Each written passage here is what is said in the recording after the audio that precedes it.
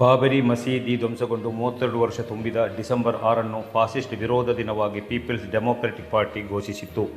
ಈ ದಿನದ ಅರ್ಥಪೂರ್ಣತೆಯನ್ನು ನೆನಪಿಸಲು ಪಿಡಿಪಿ ರಾಜ್ಯದ ವಿವಿಧೆಡೆ ಕೋಮುವಾದಿ ವಿರುದ್ಧದ ದಿನಾಚರಣೆಗಳನ್ನು ಆಯೋಜಿಸಿತ್ತು. ಮಂಜೇಶ್ವರದಲ್ಲಿ ನಡೆದ ಕಾರ್ಯಕ್ರಮವನ್ನು ಕಾಸರಗೋಡು ಜಿಲ್ಲಾ ಪಿಡಿಪಿ ಅಧ್ಯಕ್ಷ ಯೂನುಸ್ ತಲಂಗರ ಉದ್ಘಾಟಿಸಿದರು. ಬಳಿಕ ಮಾತನಾಡಿದ ಅವರು, ಕೋಮುವಾದಿ ಆಡಳಿತ ವರ್ಗವು ಭಾರತದ ಜಾತ್ಯತೀತ ಸಿದ್ಧಾಂತವನ್ನು ನಾಶ ಮಾಡಲು ಹಾಗೂ ಸಂವಿಧಾನವನ್ನು ಮನುಸ್ಮೃತಿಗೆ ವಿಲೀನಗೊಳಿಸಲು ವ್ಯವಸ್ಥಿತ ಷಡ್ಯಂತ್ರವನ್ನು ನಡೆಸುತ್ತಿದೆ. ಧರ್ಮ, ಜಾತಿ, ರಾಜಕೀಯಗಳ ಅಂತರಗಳನ್ನು ಮೆರೆತು ಜಾತೀಯವಾದಿಗಳು ಈ ಅಪಾಯವನ್ನು ತಡೆಯಲು ಪರಸ್ಪರ ಕೈಜೋಡಿಸಬೇಕು ಎಂದು ಹೇಳಿದರು. ಕಾರ್ಯಕ್ರಮದಲ್ಲಿ ಕಾಸರಗೋಡು ಜಿಲ್ಲಾ ಪಿಡಿಪಿ ವರ್ಕಿಂಗ್ ಕಾರ್ಯದರ್ಶಿ ಎಂಎ ಕಳತ್ತೂರ್, ಮುನೀರ್ ಪೊಸೋಟು, ಪಿಡಿಪಿಯ ಮಾಜಿ ಗ್ರಾಮ ಪಂಚಾಯತ್ ಸದಸ್ಯ ರಫೀಕ್, ಹನೀಫ್ ಪೊಸೋಟು, ಪಿಸಿಎಫ್ ಜಿಸಿಸಿ ಕಾರ್ಯದರ್ಶಿ ಮುರ್ಷಾದ್ ಬಡಾಜೆ, ಪಿಕೆ ಪೊಸೋಟ್, ಪಿಡಿಪಿ ಮಂಜೇಶ್ವರ ವಿಧಾನಸಭಾ ಕ್ಷೇತ್ರ ಕೋಶಾಧಿಕಾರಿ ಇಬ್ರಾಹಿಂ ಹಾಗೂ ಜೊತೆ ಕಾರ್ಯದರ್ಶಿ ಅಬ್ಬಾಸ್ ಸೇರಿದಂತೆ ಹಲವಾರು ಪಿಡಿಪಿ ಕಾರ್ಯಕರ್ತರು പാൽಗೊಂಡರು.